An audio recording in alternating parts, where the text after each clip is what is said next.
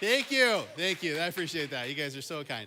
Hey, everybody, welcome to Thanksgiving break, right? Did anybody not have school today? Did anybody not have school today? Oh, man. Good for you. Good for you. Did anybody else have school today? Yeah. Hopefully no school tomorrow. Hopefully no school tomorrow. All right. Welcome. We're so glad you guys are here tonight. We're just going to have some fun these first 15 minutes together, and then we'll go eat some food. If you're new, welcome to Riverside students. We're glad you came. Normally, we would be doing a different night because of it being Thanksgiving tomorrow, though we thought we'd eat together. So thanks for being here. Well, these first games that we're going to play here are just fun. We might give some candy away if you guys want some candy. But this first one is between you and the people around you. It's whoever can solve puzzles the fastest. So what'll happen here is in a moment, we're going to put up kind of like a Scrabble board, and it's everything. And there's going to be a bunch of words that are going to be out of sync with each other. They're going to be all scrambled. You got to guess what the phrase is. So again, you'll see a Scrabble board with words that are scrambled as they appear. And then once they've all appeared, between you and your friends, you got to guess the phrase. That's pretty much it. So find the person around you, or if you just want to feel really smart, you can do it yourself. Here we go. Let's go away with the first game, the Scramble Challenge. Is this the right game? It is. All right, here we go.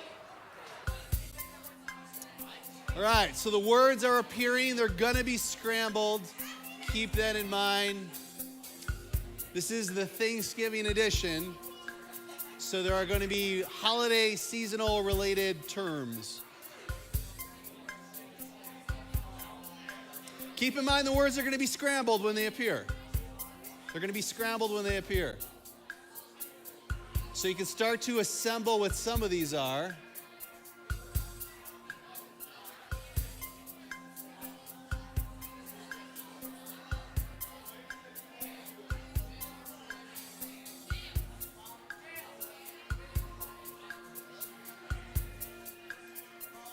All right, we're getting there. We're getting there.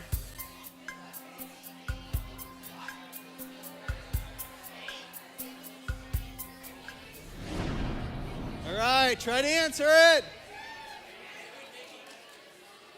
The correct answer is making family plans for Christmas. That's how it works. That's how it works. All right. Let's go to the next one. Let's do another one here. Now that you know how it works. Okay, watch for the letters as they appear.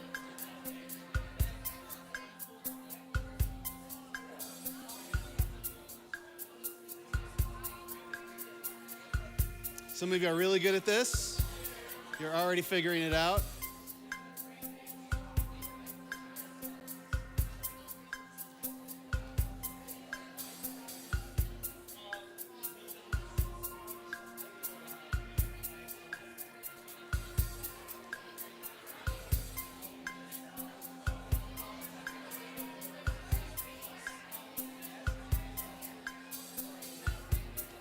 We're getting close. What is it?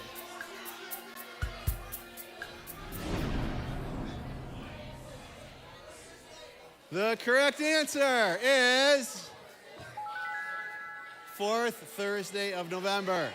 Thanksgiving. Thanksgiving is the fourth Thursday of November. Here's the next one. Let's do it.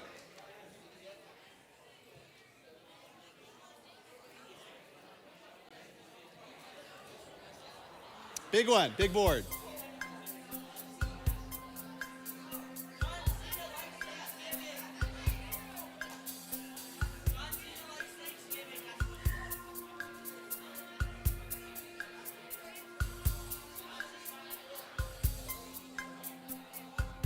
Very curious. I don't know this one.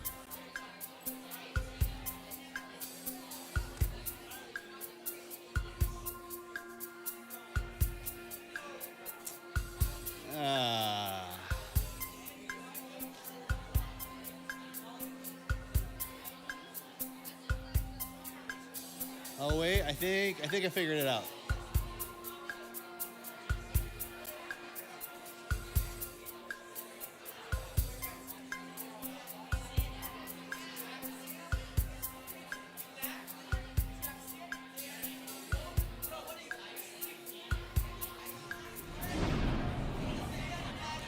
Correct answer is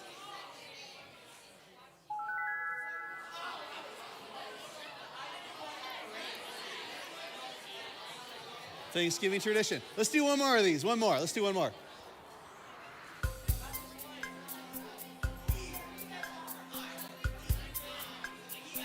I could feel the competition in the room.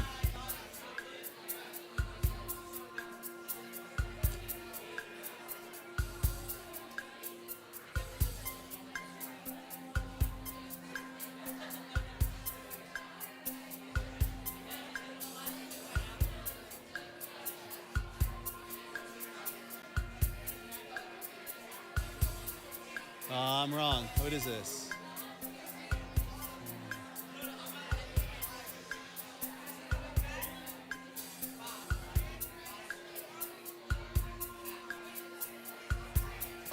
Oh.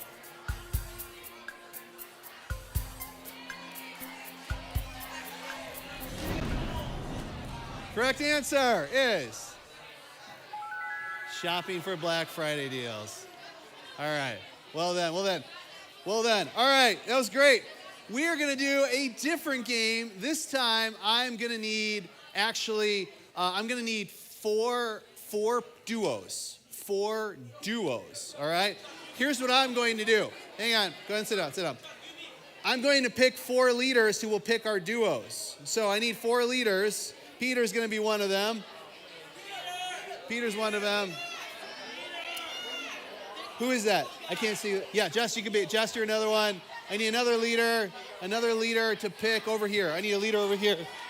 I need a leader to pick, not a student. Troy is going to do it. And then Lynn, you're the other one. Pick a duo. Come on up. And then Courtney Ridinger, come on up. Yeah, come on up. Yeah. Wonderful. Courtney, you're going to be the microphone girl. So, yeah. Or orange or brown, whatever this is. So here, hold it. All right. So guys and gals, here's what's going to happen. You are going to come up here as a pair. Wait, 2, 4, 6. We ended up with an extra pair. So we did. Yeah, it's okay. It's all right. So I'm going to, can I, let's see here. How do I want to do this? I don't know. I'll figure that out. All right. So here's what we're going to do. So everybody stays up here. So we're going to put up here a category. And when we do, you have to say at the same time the correct answer, the same answer to each other. So come on up here. You guys face against each other. Just you two. You two. Come on up. Face off against each other. Look at each other. Courtney, put the microphone right in the middle. Okay? And we're going to put the category up here. The category is basically at the top, pies. Okay? So you got to see how many of these you can get in a row. We're going to give you 3 tries at getting these. Okay? When I say go, I'll say 1, 2, 3, and you have to answer the same exact answer. Here's the category. Category is pies. The first one is apple pie. Wait, we got to wait till I tell you. Wait till I tell you. Go to the next slide. Next. A fruit pie. 3, 2, 1, go. Apple pie. No, you missed it. All right, here's the next category. Number 2. 3, 2, 1. A savory pie. Meat pie. Nothing. You missed that one. Okay, here's the third one. A pie that doesn't need whipped cream. 3, 2, 1, go. Did you say apple? No, okay, you guys lost. Sorry. That's okay. That's all right. All right, you guys go sit down. Go sit down on the stage right there. You can sit down right there. All right, you gentlemen are up. Come on up here right in front of Courtney. Okay, here we go. The category is side dishes. Okay, the first one is a vegetable side dish. 3, 2, 1, go. You said carrots? They got one. Awesome. They got one. All right, here's the next one. A side dish that requires cheese. 3, 2, 1, go. Nope. Okay, didn't get that one. All right, here's the next one. The grossest side dish. 3, 2, 1, go. What'd you say? Cabbage. They both said cabbage. We will take that. You got 2 correct. You guys can sit right there. Let's give it up. They got 2 correct. All right, ladies, right up here. Face each other. Here we go. The category is, a pre-meal on Thanksgiving. Pre-meal. Ready? Nice and loud. 3, 2, 1. Here we go. And it is Best thing to do before the meal. 3, 2, 1, go. No, you missed it. You guys say it at the same time. All right, next one. Here we go. 3, 2, 1. Best thing to eat before the meal. Go. Chips. Broccoli. No. All right, missed that. That's all right. Next one. 3, 2, 1. And best exercise before the meal. 3, 2, 1, go. Yeah! Oh, you got one. Cool. Grab a seat. Grab a seat. Grab a seat. All right. All right. Ladies, come on up. Come on up. All right. Here we go. The category is turkey. Turkey. Okay. And your first one is what do you put on a cooked turkey? 3, 2, 1, go. Gravy. Oh, a little quicker. I'll give it to you, but a little quicker. You got to be a little quicker. Hey, I'm judging. You're not. Okay, that's how it's working. All right. Next one. And what a turkey sounds like. 3, 2, 1, go. Cock-a-doodle-doo. Yeah, all right. All right, we'll give it to you. Good. Next one. 3, 2, 1. What do you put in a turkey that is not stuffing related? 3, 2, 1, go. A thermometer. No! Oh, okay, grab a seat. Both of you grab a seat. All right, come on up. No, I mean, you're here on stage. Yep. All right. I'm going to make up the categories for you since we don't have another one, do we? No? We could just leave. No, this is going to be great. This is going to be great. Okay. Here we go. All right. You have to answer. There's not going to be on the screen. So, when I say go, here we go. Shh, shh, shh. Here we go. Something to eat as your main dish on Thanksgiving that is not turkey. 3, 2, 1, go. Mashed potatoes. Oh! Wonderful, wonderful. Okay, as your main dish, a whole dish of mashed potatoes. That's great. All right. A meat that is not turkey. 3, 2, 1, go. Chicken. Oh, no. Okay, that was all right. That was all right. Wait, that you eat at Thanksgiving? Or? It could be, I was thinking Thanksgiving. That's totally fine. All right. And the perfect ice cream after a Thanksgiving meal. 3, 2, 1, go. Vanilla. Oh, nice job, nice job. You guys won. Well, all three of you won. So the good news is you all get candy. So congratulations. But you can't have that. You can have handfuls of candy. Here you go. Handfuls of candy, and handfuls of candy, and handfuls of candy, and handfuls of candy, and handfuls of candy, and handfuls of candy, and handfuls of candy. There you go. Congratulations. Let's make some noise for them. Yeah, stay up here real quick. Is this on? It is on. Wonderful. Okay, last but not least, it is time for a Thanksgiving version of Verses. We're bringing it back. It is time for Verses. So the way this works is if you're on this side of the room, you're going to argue for what's up on that side of the room. If you're on this side of the room, you're going to argue for that side of the room. It's super easy. If you're on this side, you are arguing for potatoes. If you're on that side of the room, you're arguing for sweet potatoes. That's your job. Anybody can come up and make an argument. Now, based on who gives the best argument, you get to go eat first. It's pretty exciting. Courtney's going to hold the microphone up here. Anybody's welcome to come on up. Anybody's welcome to come on up and make an argument for your side. Come on up. Why is that side the better side? All right, we will start here. Christian. Hang on a second. Hang on. If you're out in the audience, listen. Don't chatter. Listen. Hey, everybody. Listen. Don't chatter. Listen. Here we go. Christian, go ahead. Yep. Why do you think your side is the better side? Because it's just weird to put baked marshmallows on regular potatoes, but on sweet potatoes, it's amazing. That's good. That's good. All right. Wonderful. Short arguments. Here we go. Why is yours better? Because mashed potatoes are better. All right. All right. So, sweet potatoes can be a side or dessert because as a side you can just have regular sweet potatoes or sweet potato fries, but as a dessert you can have like marshmallows and cinnamon and stuff. I like that. That's good. Wonderful. Okay. Yep. On potatoes, you can add whatever you want, but sweet potatoes are always too sweet. Interesting argument. Okay. There's a lower glycemic index of the sweet potato, making it much healthier for you. All right. Not everyone likes overly sweet things. Okay. Wonderful. Yep. Sweet potatoes are just sweet, and potatoes are just potatoes. There. Sweet potatoes are sweet. I like that. That's great. Okay, yes. Well, you see, mashed potatoes, you have more of a savory flavor of it. I like that. They're a little more savory. Sure. Okay, Michael. Yep. You had mashed potatoes twice this week. You had mashed potatoes 15 times this month. You've had mashed potatoes 100 times this year. You know what you haven't had? Sweet potatoes. Yep. Variety is the spice of life. That's a great argument. That's a great argument. Yeah. Okay, in my defense, who actually likes sweet potatoes? Like, who eats them on the daily? That's a great question. Okay. All right. You can put brown sugar on sweet potatoes. You can put brown sugar. Yep. You can mix anything with normal mashed potatoes, but you can't really mix it with sweet potatoes because it's too sweet. Okay. Good argument. So mashed potatoes are a regular thing you eat year-round, but sweet potatoes are distinctly associated with Thanksgiving, making them a better Thanksgiving side than mashed potatoes. That was well said. Well said. All right. Wow, we got a lineup here. Okay, yeah. Usually potatoes taste better with gravy, well, sweet potatoes doesn't. Interesting. Okay, we got one over here. We got Courtney over here. Kate, yep. Sweet potatoes are more colorful than mashed potatoes. They sure are. They sure are. There's a reason people eat regular potatoes with Thanksgiving dinner and not sweet potatoes. All right. It's great. It's great. Yep. Sweet potatoes actually have taste. They do. That is true.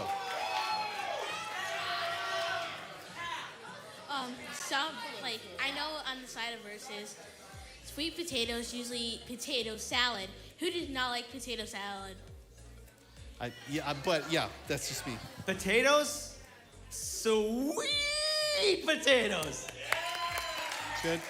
When it comes to eating a sweet potato, you have to dress it first or else it tastes bad.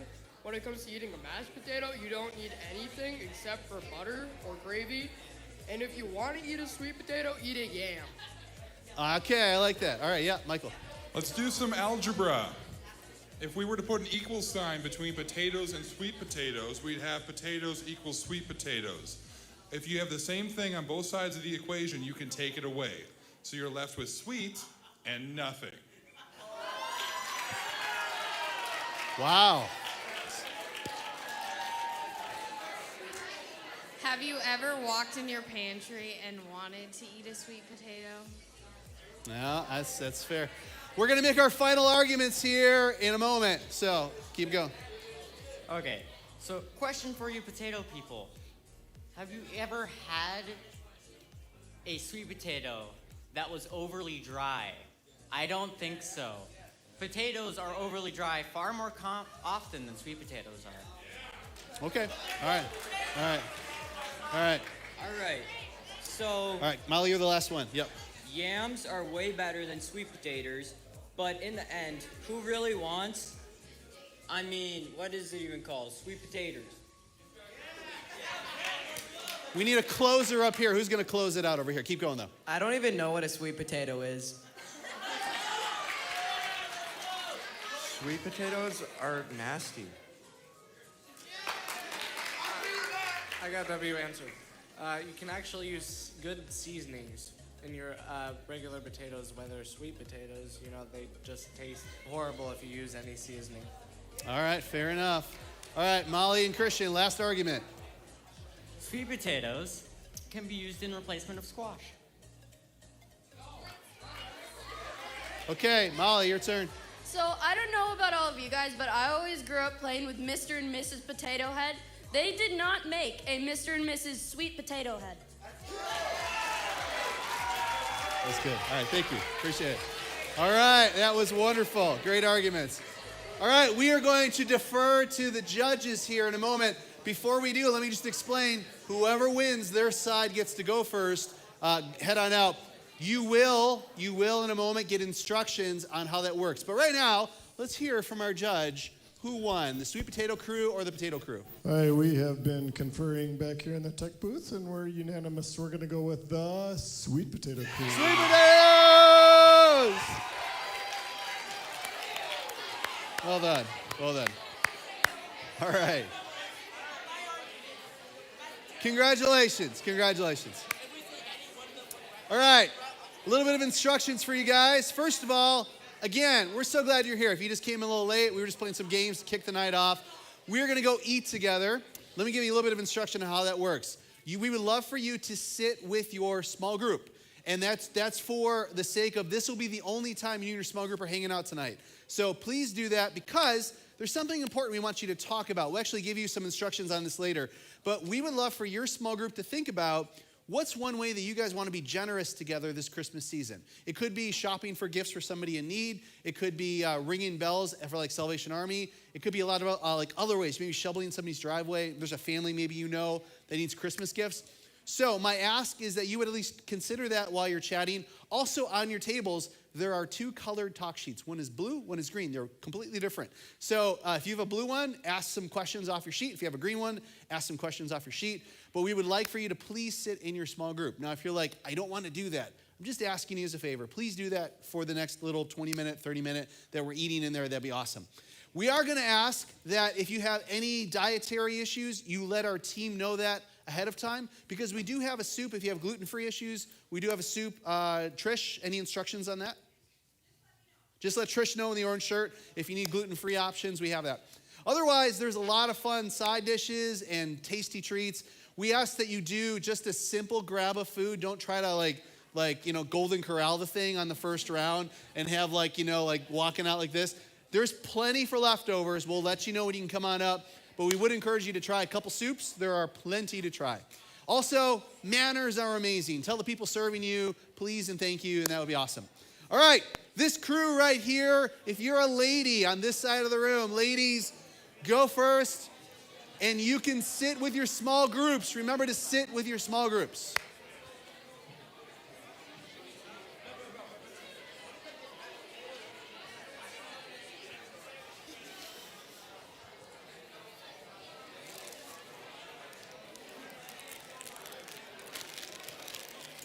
And then gentlemen on this side of the room, I'm just right there, just right there.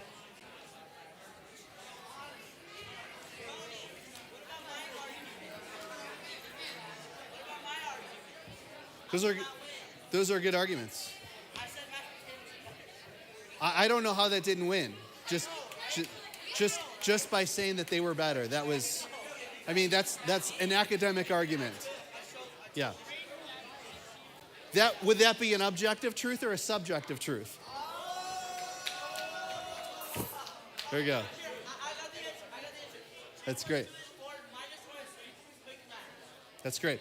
All right, now you guys, I am going to send you in that room in a moment, but I want you to actually go to your chairs first, just find a good place to sit with your small group, and we're going to send the ladies in first. So ladies, hop on up. Go sit at the tables with your group. Go sit at the tables. Don't get in line. Just go sit at the tables.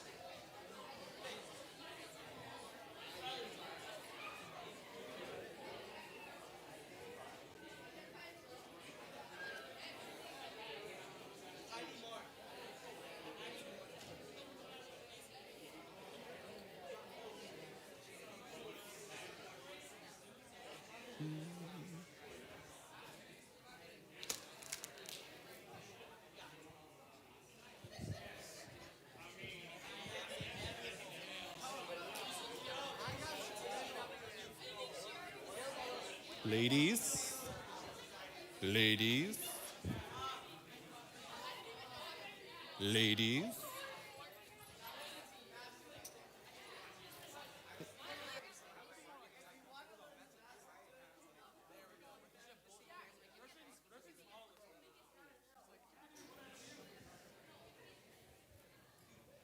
And gentlemen.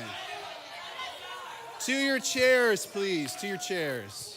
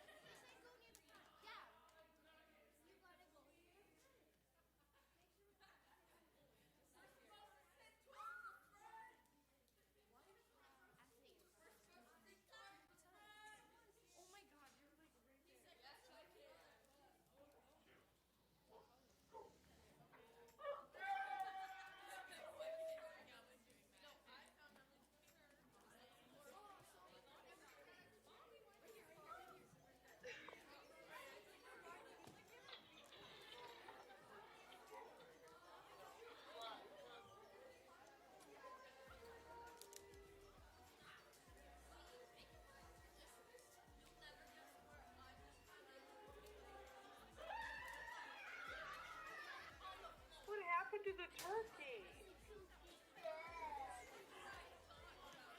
Oh, turkey.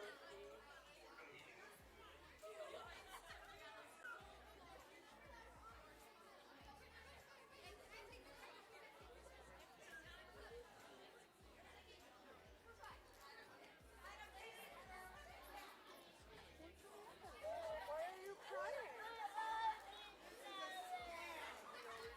Salad? Salad good?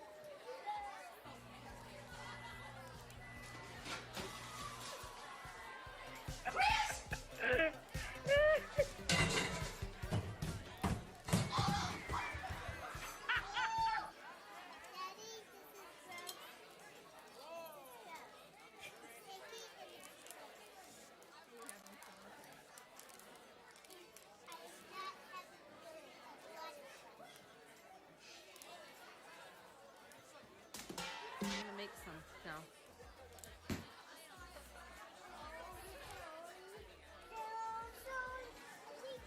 Want me to take one with you? I'll eat my food. Okay, no, just pick it up and bite it. When you take a bite, bring it in. We're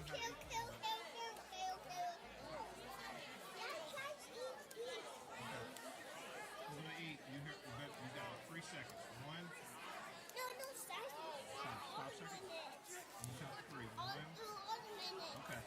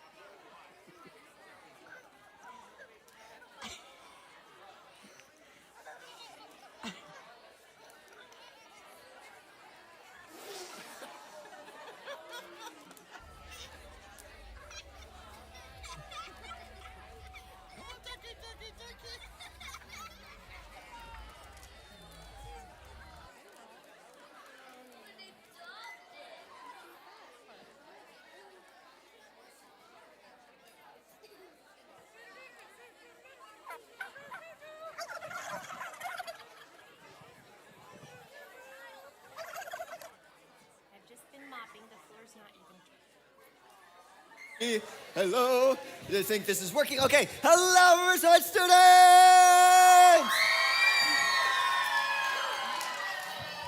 We are here tonight. This is Lexi and this is Caleb, and we're going to offer you a speed round of announcements. All right. First off, as some of you might know, this is our last week of our Upright series. I hear we have a very cool speaker coming in to share tonight's message. So look forward to that. But we're going to talk about some of the events coming up. So first up, we had this last Monday, but we are going to do the Community Impact Fundraising event at Pizza Ranch. Woo! So basically, if you're raising money for life or for the winter retreat, which we'll talk about soon, this is a great opportunity where you can basically go and you can bust tables, or you can go out and like flip out signs, invite people in. But then Pizza Ranch was nice, where they'll give us like a portion of the tip, and they'll help us that they earned that night, and they'll help us earn money for those trips. Now, the important thing is that if you want to do this event, it was a blast last time, but if you want to do this event, you have to sign up with Lori Jacobson. Lori, where are you? Lori? Okay, well, she's super awesome, and you have to find her and sign it up, or they have the email in the back too. So if you're interested, you gotta sign up, because if you just pop up, then we have too many students, and then it gets crazy and stuff. So do that, but it's a really fun time, and it's a great time to not only serve people, but also build some community. So, yes, next up. For surezies, and Pastor Tony touched on it a little bit, but after Friday, it's officially Christmas season, y'all. Yeah, heck yeah, heck yeah. So that means that we are gonna put our focus on our Project Christmas Spirit. So it's a little bit different this year. We're not all doing the bringing gifts to families and caroling and all that jazz, but you still can if you'd like to, because as you talked about, hopefully, in your small groups while we ate some delicious soup, about what you're gonna do for the Project Christmas Spirit this year. It's super fun, it's a super good way to connect with your small group, and it's just a blast, so, yeah. All right, and next up, we have a very fun event in February. You know it, you love it, it is... The Winter Retreat! Yeah! Woo! Yes, I'm really looking forward to having a lot of fun and learning, getting closer and growing with God. And it is from February 11th to the 13th. Yes, we will be back before the Super Bowl.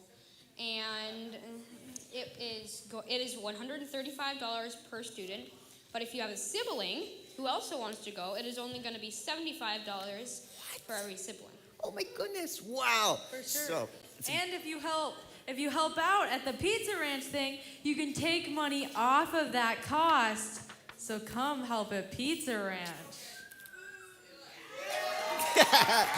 You guys are awesome. We love you guys. Okay, last thing. Oh, last thing. Yes, after this week, because our Upright session, or whatever, oh my gosh. Series, that's the word, is finishing this week. Next week, Wonderful, is the beginning of our new series. It's going to be talking all about the Christmas story, so you better be there. And also next week is the Box of Fun for December birthdays. Lots of fun! So I want to see all of your bright and shining faces there, because it's going to be wonderful. Ah, I see what you did there. All right, that was it for speed round announcements. Thank you, and we'll give time for our speaker to come on up. Thank you, thank you.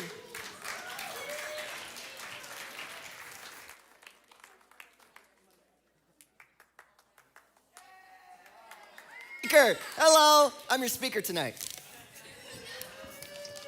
I know, it's crazy. I know, right?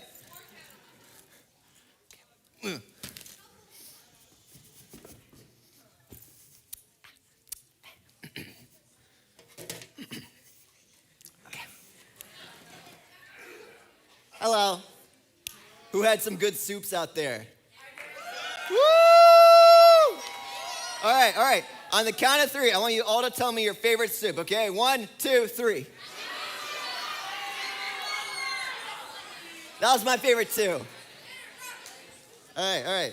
Now, who here brought a soup, that was like a family recipe or something? A family that brought soup. Should be a couple of hands, maybe. I see a couple of hands back there. Woo! Yeah!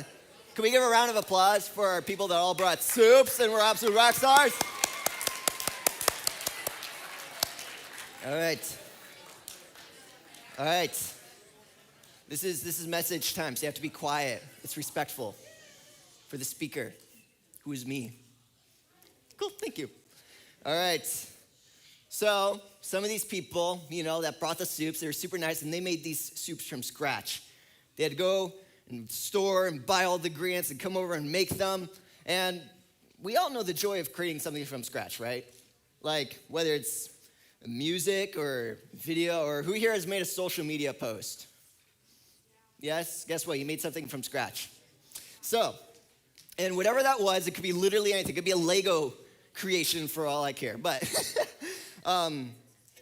there's something about creating something from scratch and like knowing it's yours. There's some sort of satisfaction from that, right? Well, there's that little joy of knowing, hey, I made this. And like, you take a little bit of pride in that. Now, one of my favorite examples of finding joy in creation is a little video game called Minecraft. Oh, we're talking about Minecraft? What? Minecraft, this night just keeps getting better and better. Oh my goodness. Oh, wow, he's so cool. Okay.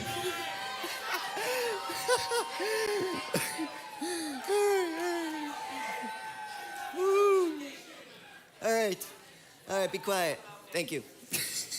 And okay, the reason I chose Minecraft about this is because in it, you as the player are presented with the opportunity to design your blocky world, everything's made out of blocks, the way you want it. Whether it's building a house or digging out a cave or building your own floating castle, the game was basically designed for you to express yourself in this world through what you created. And as we segue into our topic for tonight, which is the timeless truths. Last week was the timely truths, and today is the timeless truths of God. I find Minecraft to be one of my favorite illustrations about how we relate to our Creator, even before I thought about this message. Because just as we can clearly see the unique design of what it takes for someone to make a Minecraft world, we can just as easily see the unique design God has made into our world. And that's on purpose. God did that on purpose because the timeless truths of God never change. We can think of them as kind of like in the past, but they have impact right now for our present if we choose to. For example, you may have heard a certain phrase that's called, in the beginning, God created the heavens and the earth. It's the first line of the Bible, Genesis 1:1. It's a timeless truth, but what exactly does it mean for us? Well, I have a little illustration here because I'm such a good speaker. All right, who knows what this is? Shout out. It's a tablet. Good, you know what a tablet is. All right, specifically, it is a tablet that you can play Minecraft on. Yes. Now, okay, I'm putting this down right here. Now, I want you guys to put yourselves in the shoes of Steve. All right? And Steve is the character in Minecraft that you can usually play as. All right, so I want you to imagine me, all right? I want you to imagine me. Steve's walking around. He's looking at the world around him, his blocky world and stuff. And he starts wondering how his world was created, his universe was created. So he thinks about it. Look, he can think. It's really cool. He thinks about it. He thinks about it some more. He gives a little bit more thought. And then he concludes, well, I guess my universe, the universe that I see before me, I guess it just popped out of existence one day. Yeah, there's this poof. And then suddenly, everything in my world came to be. Now, I want you guys to keep the things in the perspective of Minecraft here. If this tablet represents Steve's universe, his theory implies that this entire piece of machinery just popped out of nowhere. Now, do tablets do this in real life? No, they don't. Tablets are made, right? Yes. Someone had to think of the parts. Someone had to order the parts. Someone had to build the parts. And they had to put them together in a way that actually works, right? Right. Yes. Okay. Well, it's the same thing for us because we can say the universe was created by something like the Big Bang, which, God spoke the world into being. That could happen through a big boom for all we know. But the question becomes, where did the Big Bang come from? And for that matter, where did the matter, the stuff, all the stuff that came from a Big Bang, where would that have come from? Because raise your hand if you ever heard of something called the conservation of mass. It's probably from science class. A couple of you might have heard about it. Yeah, a couple of you, a couple of blank faces. I slept through that chapter. It basically, the super smart guy realized how matter can't be naturally created and it can't naturally be destroyed. So, I mean, that's cool. It makes sense. Matter can only be translated from one state into another. But that still doesn't explain where all the stuff came from in the first place. The only way to logically explain where stuff came from in the first place is that someone operating higher than the natural law, someone greater and above the natural law, had to create creation. Just like someone had to create the tablet for Steve to play in. And the point I'm trying to make is this, and you can write this down in your notes. Creation is evidence of a creator. Because just as ridiculous as it is for Steve, as ridiculous as it is for us to hear Steve thinking that his tablet popped out of existence, it's just as ridiculous, honestly, if you think about it, to assume that the universe just popped out of nowhere without acknowledging a creator. Now, that's just the beginning, because there's the creation of Minecraft, and then there's the actual design of it. Guys, this thing was formed after line of coding. Someone had to make sure that there's such thing as trees, there was such a thing that gravity that existed. They had to create the thing where llamas could spit at you for some reason. That's actually a real thing. I don't know why they put that in there. But each intentional design piece reflected the designer. It was meant to be a labor of love, all for Steve, the character, to interact with and live his life. Now, even with all this in place, even with all these different design pieces in place, I just listed a few, there's billions if you really think about it. Steve could still wonder if his designer actually existed. There's a saying that I used to say back in my day, I don't know if you guys have heard it, but the saying was, if you have enough monkeys typing at keyboards, one of them will eventually bang out the works of Shakespeare. And the thought behind it was that if you have enough time, anything that could happen, no matter the odds, will eventually happen. Now, I want us to pause here for a second, because in itself, sure, I guess that's possible, but if we're being honest, if we're being absolutely honest, if you put a room full of monkeys in the same room with a bunch of typewriters or keyboards, it's incredibly unlikely that the monkeys could actually perfectly replicate the works of Shakespeare. The monkey would have to perfectly replicate not just the words, but the tone, the style, the creativity of Shakespeare's work. This is a monkey we're talking about, like ooh, kind of monkey. But for argument's sake, let's assume the monkey did perfectly copy Shakespeare. There's still something that has to be answered. Where did the keyboards come from? The keyboards for the monkeys. See, the monkey can type on it all he wants, but he didn't make the keyboard. In fact, he probably didn't even find the keyboard. Someone probably had to put the monkey in the same space as the keyboard and make the keyboard for the monkey. Just like how we, or Steve, can speculate all day. We can think about it. There's a lot of smart people who have been talking about this for hundreds of years. The odds that the universe would produce something like us, but without considering who produced the universe. And again, going back to that whole idea, creation points to a creator. And that truth gives us perspective not only to the intentional design of the universe, but also the intentional design God had for us, us people.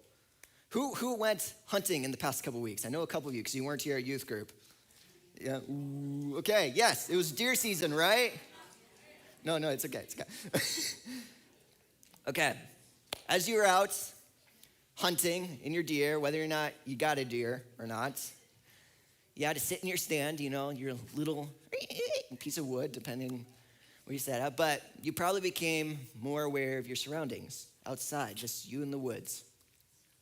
You probably were able to notice the falling of the leaves, or how comfortable or uncomfortable your seat was, or the sun rising or setting and the horizon and stuff. You became aware of all these acute little details. And the difference between you and the deer you're hunting is that the deer doesn't care. The extent of the deer's thoughts are, find food, don't die. Find food, don't die. Find deer, oh, and then that's the extent of it. And sure, we can have all those moments too. Tomorrow for Thanksgiving, your first thought going to the table is, all right, I'm gonna find me some food. And then 6 platefuls later, you're gonna think to yourself, oh, don't die, and stuff. And then that's gonna be that thought. So we can have those thoughts too. But even if that's going to the case, going back to the deer stand, even if it's just one moment at a time, not saying it has to be all the time, but just even, you ever notice nature? You're able to take notice of the world and appreciate it. You're able to find the beauty in creation. And that's something God intentionally put in all of us, to appreciate beauty in the world. Because there's a really big reason behind that. I'm gonna read you guys a couple of verses. Psalm 24:1. The earth is the Lord's, and everything in it, the world and all who live in it. Psalm 33:5. God loves righteousness and justice. The earth is full, it is full of the steadfast love of the Lord. Then lastly, Romans 1:20. This is a long one, but bear with me. Okay. God's eternal power and character cannot be seen. But from the beginning of creation, God has shown what these are like by all he has made. That's why those people, everyone, don't have any excuse not to know him. And this is what these verses are trying to tell us, guys, that the design of this world is meant to point us to a designer. That's the next thing at your notes. The design of the world is meant to point us to the designer. God created the world so that we would be reminded of his presence and love. And he created us with the capability to understand that and appreciate it. Also that not only so we go, wow, that's pretty, but we could go, whoa, who made that? And we would eventually be linked back to God. Now, you may hear this so far, I'm like, okay, I could see that, makes sense. But if God left us with the ability to get to know him through his creation, why can't I see him directly? Why can't I get to know him directly? Why doesn't he just poof, appear in front of me and then I get to know him that way? And that's a fair question. And there are actually a couple of reasons for this, but I'm gonna get this out of the way, and it may not sound like the greatest thing, but God isn't supposed to be someone we can fully understand. What? What do you mean by that? Because then he wouldn't be God. Suppose that Steve tried to guess what his creator looked like. You'd probably imagine him so many blocks tall. Can we go to the next slide? Probably imagine him so many blocks tall. That's actually the creator of Minecraft. So keep in mind, that's what his creator actually looks like. Now, Steve's trying to imagine him, giving his own reference of his realms. Okay, he's probably so many blocks tall and so many blocks wide. And I guess he could have like a texture pack for a beard, but probably not. He's probably like the base template or something. I don't know. But, I mean, that'd be understandable, right? It makes sense that Steve, given what he knows, would try to make a best guess. But it'd also be silly, right? Just because the designer created and imagined the rules of the game doesn't mean that he has to live within those rules himself. In other words, next part of your notes, a rule maker does not equal a rule breaker. Now imagine that someone tried to describe Steve's creator to him. I was actually in Sauk Rapids this past week, our other campus, and they were able to throw out some ideas. And like maybe if they were trying to describe, Steve's creator, they'd say, okay, so he's like a skeleton, right? Okay. And then, the slimes, that are in Minecraft, right? He's like, okay. Now imagine those that are like tan color. He's like, okay. Imagine that wrapped around the skeleton, okay? And then that's your creator. Except, oh yeah, and he's round. What's round? And Steve would eventually go, wait a minute, this doesn't make any sense. Why isn't he made out of blocks? This is completely contrary to how I would understand him. No, dude, you see, he's made out of this stuff called flesh and bone, and no! That doesn't make any sense. And because his creator didn't fit into the box that Steve imagined him in, Steve concludes, well, guess there's no such thing as a creator then. I guess I'm all by myself.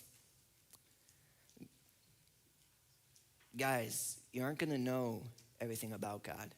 The Bible is actually very, very clear about this. Job 11:7 reads, can you solve, this is literally God talking to a human being, Job, can you solve the mysteries of God? Can you discover everything about the Almighty? And if this is rhetorical, so the answer is no. You can't understand everything. And this isn't trying to tell you that you shouldn't keep trying to get to know God better. I love my dad. My dad's awesome. He's pretty cool. But I'm not going to know everything about him. I don't know everything about him. I don't know what he ate for breakfast today. I don't know how many hairs are on his head. I don't know what he bench presses at the gym. I don't know all that stuff. But, and please hear me on this, but that doesn't mean I'm going to stop getting to know him better. From what I know of my dad, I still choose, I don't know everything, but I know enough where I can choose to believe in my dad and who he says he is, that he is my dad, and that I get to have a relationship with him. And that's what the Bible is trying to tell us. It's saying, hey, it's not bad questions. But instead of focusing on what God is, why not try to lean into who God is? And it's this invitation for relationship where we actually begin to understand God's heart behind creating creation and everything. Because we are more. This is where we start to break apart from the Minecraft illustration, because we're more than just the game to God. We're his kids. And